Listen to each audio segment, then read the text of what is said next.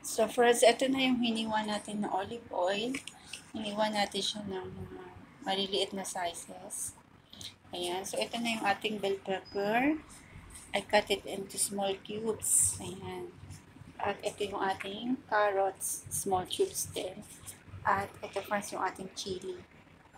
So, small cubes din. So, ang gagawin natin ngayon ay pagsasamahin lang natin itong ating mga hiniwa-hiwa.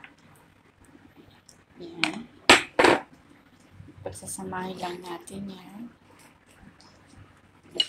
So, friends, ang ginagawa natin ngayon ay olive tabulat or appetizer. Magawa tayo ng appetizer. See? And then, yung ating carrot. Okay. See?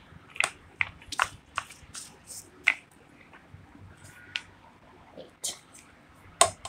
Kailangan, ang hirap ng isang kamay lang kasi yung isa kong kamay nasa phone.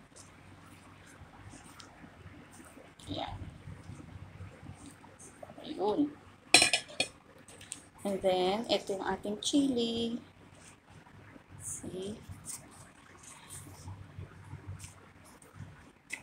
Ayan siya. Mix lang natin to, friends. And then, lalagyan pa natin ito ng lemon. Cut into small cubes din. At saka ng mga nuts. Lalagyan natin ito ng nuts. So, friends, ang ginagawa natin ngayon ay olive appetizer or olive salad. Ayan. See? Ganito po ang paggawa ng olive salad.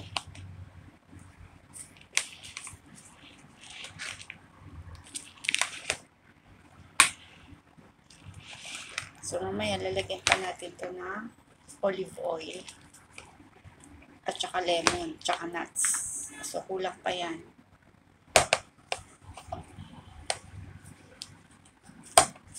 So, madali lang siyang gawin, friends, pero it take time sa paghiwa-hiwa lang.